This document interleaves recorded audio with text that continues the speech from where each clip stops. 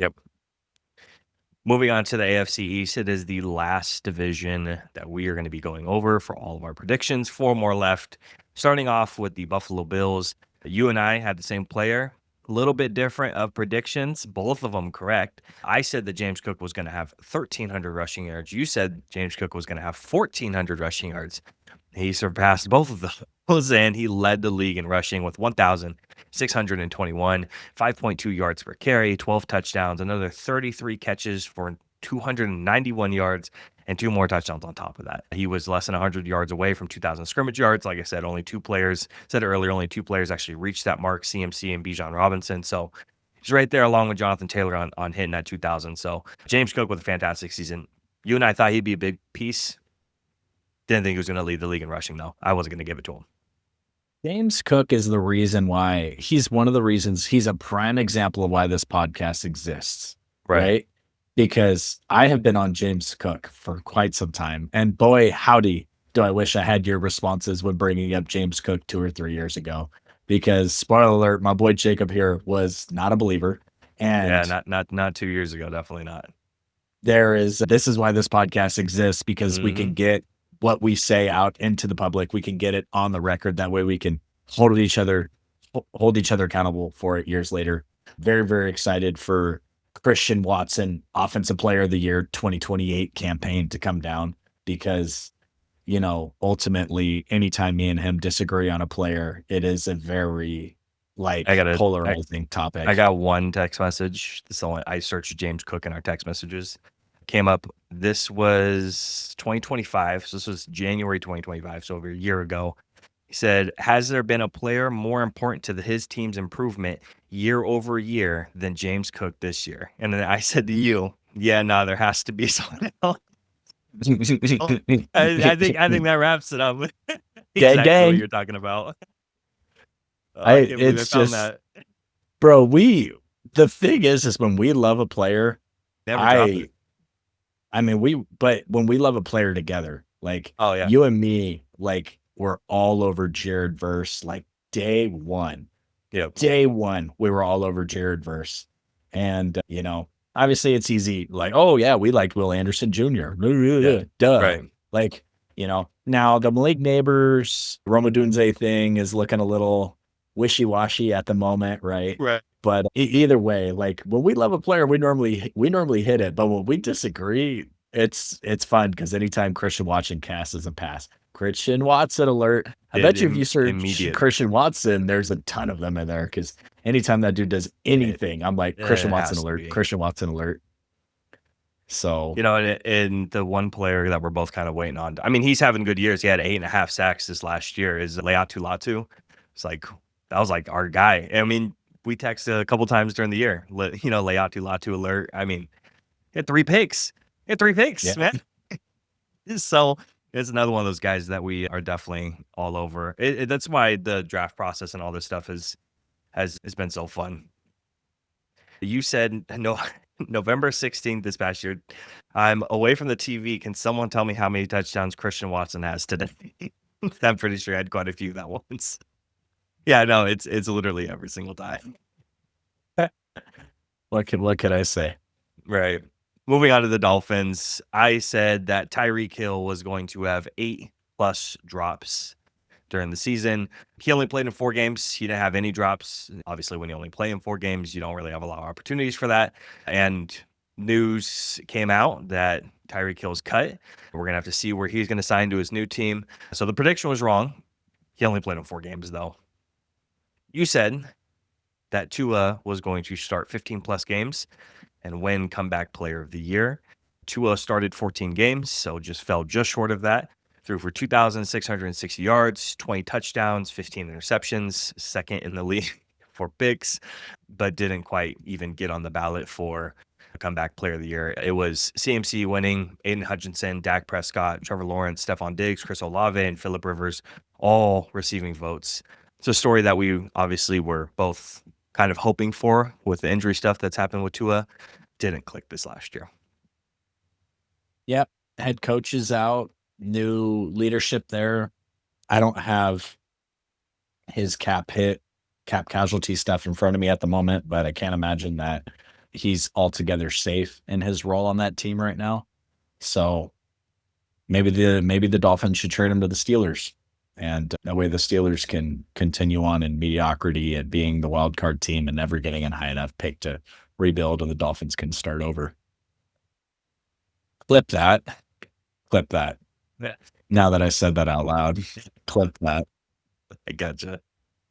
I really like, what's funny is I have another buddy back home in Sacramento that we talk about things a lot. And he is a San Diego / Los Angeles Chargers fan. And he was furious with Justin Herbert because he was a Tua guy. And it's just kind of funny to look back on those things. He was also a super big believer of Domantas Sabonis and the $50 million a year that the Kings are paying him. And now the Kings can't. Oh yeah, I know. Yeah, I remember this guy. Bag of peanuts. Yeah. So yeah, I know I've screenshotted texts between me and him to you before and been like, hey, am I crazy right now? Like, am I just missing this completely? So yeah, I mean, 2 6 seasons in Miami might be, I think, one playoff game might be time for a fresh start for Tua. I agree. I mean, it's one of those guys, especially with the story and the injury stuff that's happened to him. I think this is, at this point, we want the success. Everyone wants the success for Tua. It's not going to happen with Miami at this point. I'm 100% with you on this. He is at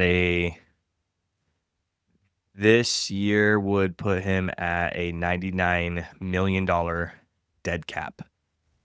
But there is an out coming up here pretty soon, which would leave him at $34.8 million in dead cap. So there is an out after next year. So he may ride the bench. And then, yeah, it's 34.8 next year. So it's very possible that he may stick around.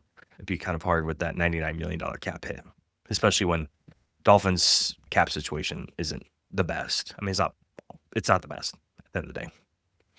Hey, turn it over to my guy Quinn Ewers and let him go. I don't think it's going to be Zach Wilson. That's for sure. Why not? We were just talking about it, dude. Hey, bro, I'll always root for the BYU guys, but Zach Wilson got famous off of one weird throw at the combine and made his way to the NFL off of that. So, moving on to the Patriots, where I said Drake Maye would throw for 4,000 yards and 10 plus interceptions. Yours was also about Drake Maye, just other side of the coin for that one. He did throw for 4,394 yards. 31 touchdowns, but he didn't have 10 picks. I thought he would have a little bit more mistakes in his second year. Also came in second for MVP voting behind Matthew Stafford. We talked a little bit about that in our NFC video, so go ahead and check that one out. They had a fantastic season. One of those guys I bang the drum for, while you bang the drum for Jane Daniels a little bit harder. And, interesting to see how wrong I was last year and then where we're at now. And next year we're going to see, because it's both those guys are uber talented. Yeah, I mean, those guys are uber talented. So it's going to be exciting to see where both those teams are at next year. You said Drake Maye forces the ball to Stefon Diggs, causing turnovers and tension in the locker room. Diggs is out by midseason. He stayed the entire Patriots Super Bowl run. Who knows how long he's really going to be there. What an awful offseason so far for this guy. I mean, you lose a Super Bowl, you lose your baby mama. I mean, you're kind of ticking the boxes, going down the list. So we'll see where Diggs kind of ends up. But I'm not sure if he's going to be sticking around with the Patriots. Yeah, I mean, 1,000-yard season, 4 touchdowns, 100 targets. But if he doesn't stick around, they got to figure out a way to replace the production, because after that, I think it's Hunter Henry. And that's kind of it out there. Unless my guy can't really be my guy if I can't remember his name. Wide receiver. Moving on. Nice. Moving on to the last team that we have. New York Jets, probably one of the most interesting teams that we're going to talk about in the offseason, at least. I said Quinnen Williams, funny enough, we're talking about the Jets. Quinnen Williams is going to get 10 plus sacks and is going to be in the Defensive Player of the Year conversation. Recorded 2.5, did get a second team All-Pro nod. No Defensive Player of the Year conversation, and he's not on the Jets. I didn't think that one was going to happen, obviously. That's on the back of the Micah Parsons trade, and we use one of those picks to turn around and get Quinnen. So, yeah, I mean, not super disappointing. Obviously, for me, I like Quinnen Williams, and I'm excited about that. But on to yours, said the Jets were going to draft a Mr. Arch Manning. So that one's not even out yet, but Arch is going back to school, so that one's not even possible. And he should, because he had a terrible season. So yep, absolutely. Yeah, we're going to talk who's about starting at quarterback for the Jets this year. Tyrod Taylor? I don't know, man. I mean, it's a you talked about the pride of the Steelers and a certain level of expectation for an organization to have a certain level of success. The Jets are not used to a certain level of success. They're used to a certain level of despair. So if they just went out and won 2 games their entire year, wouldn't it be super surprising? I don't think it really matters who plays quarterback for them next year, to be honest. I like their line. Their offensive line's coming together pretty well. I don't know if I like very much else about their team. You still have a Breece Hall. You still have a Garrett Wilson. Yeah, but my guy, John Mechie, right? They got AD Mitchell out there now. So, yeah, there's not much to get excited for if you're the Jets. And it always sucks when you have like a high draft pick and honestly, this might be a good like trade out spot because like, sure. Are you going to take an offensive tackle? Like I looked at a mock draft today and they had him taking a linebacker at number 2. And I just, linebacker at number 2. That is super rich. You can't take any offensive lineman because of the line they have now. I mean, their line is young. It's talented. It's ready to go. It's good enough to have someone plug and play. There's just no one to plug and play right now. I mean, this is another one of those teams we talked about, the Steelers, that could hand a contract out to a guy like Daniel Jones, right? 1 year or half a year of success is going to earn the guy some sort of payday. Now, is it going to be with the Colts? I'm not sure. They have options at the very least, while other teams like the Steelers and the Jets, they have less options than I think the Colts do, with a less talented roster for both of them. Well, it's just like, are you going to take corner at number 2? Like you just traded Sauce. Like what's the point of that, right? Yeah, like we're back in at that point. It's pointless. Like at this point, if you're going to stay at number 2 and not trade out, which I think you should trade out, like just take the wide receiver, take Carnell, because you're always going to need a wide receiver, or just take Caleb. Like, you know, he's the best player in the draft. Like, just take him. Like, who cares at that point? Because you have so many holes. You know, you can't take a safety at number 2. You shouldn't take a linebacker at number 2. And if you can't take a linebacker or safety at number 2, you're going to take a wide receiver that you could get at number 8. You're going to take an offensive tackle or offensive lineman, even though you don't need them.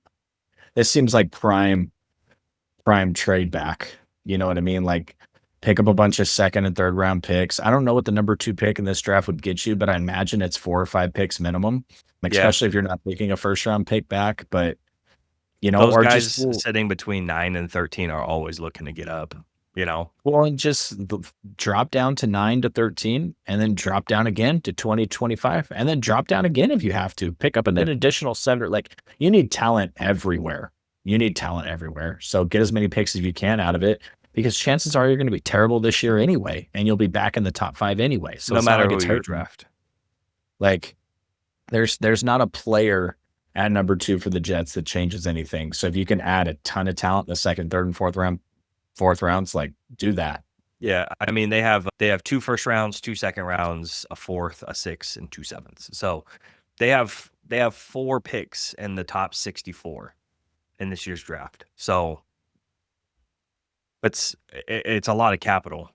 And if you trade back even more, I mean, you're talking about another first next year for next year's draft. You could be on fast track to rebuild, but it's the Jets. Are they really going to do something like that? Or are they just going to take the player? I mean, I don't know. It's New York, so you got the fan base to deal with, but I just, like, you know, you got a top 15. Where'd the Colts finish outside the playoffs? Top 16 pick you got from them for Sauce, right? So I guess you can take the corner, the wide receiver, or whatever there if you want. So, like, why not just swing at number 2 if you're going to do it? Why not take Caleb? But I would just trade back. Yeah, I I don't think there's any issue with that. Now, most popular picks are an outside linebacker, a wide receiver, a corner, and a safety for their top 4. That's the most popular. And some of those, I was just looking at them, not realistic on where they're going to drop. So, yeah, I'm with you on it. Well, that's all we got. It sucks to be a Jets fan. Yeah. It's a couple of small instances of being happy just to be a Cowboys fan and not have to deal with too much pain. The Jets have that old superstition where Joe Namath has to die to be able to be successful. He has to die, and then they can go off and they can be successful. Until that man does, it's just funny because the Cowboys said I got the same thing for Jerry Jones, but it's besides the point. That's all we have for today's episode. This is the AFC look back at our predictions for 2025, 2026. If you missed the NFC version of it, you'll get 3 divisions in that one. We had a little bit of audio issue and video issue on one of the divisions, so you're missing out on a little bit. But make sure to check it out, full episode, or if you're looking for a specific team or a specific division, those are all cut up as well. We appreciate you guys supporting us. We have a lot of content coming on the way very, very, very shortly. Free agency's around the corner. We're in full draft mode, already texting back and forth about the guys we're looking at and film we're watching. And so we're neck deep in that sort of stuff. So next couple of weeks is going to be really exciting. Can I leave us with one thing? And you can clip this and put it wherever you think it's, makes the most sense. But, we are 2 cousins that we want to get our takes on the air. I don't really think we're ever going to make it famous or whatever, but right. we like to talk about the stuff and keeps us. We critique, we debate routes, drops, contracts, production. It's all part of the fun. And really what we talk about on this podcast is fun. It's not personal. And behind every stat line posted in the NFL is a person. And it's a lot of entertainment, and thinking about Rondale Moore and what happened with him and why it happened, and coming back from 2 knee surgeries. And I don't want to speculate on why what happened, but when you think about the blood and the sweat and the tears, I'm not a pro athlete at all, but I've come back from a knee ACL surgery, and I know how hard it was for me personally. I know the days of calling my parents and having depressing thoughts and just not being able to get off the couch. So think about Rondale Moore and what happened with that young man and everything he went through in his career. I just, remembering the moments, the excitement, and everything he brought to the table for us as NFL fans, I appreciate it. And thoughts and prayers out to his family. And no matter what we say on the podcast, it's all just for fun. And we appreciate what these guys do to bring us the entertainment week in and week out. Yeah, seek help, man. A lot of young guys this past year and one full calendar year have died by their own hands. Young, Rondale Moore, Marshawn Nealon, Kyron Lacey. These guys took their own lives because one reason or another, they felt like it was last resort. So the last thing I can leave you guys with is find help if you need it. Talk to someone, whether it's professional or personal. Everybody deals with it. No matter if they want to own up to it or not, every single person deals with some sort of here and there. So talk to who you need to talk to. But we appreciate you guys. We love you guys. Peace.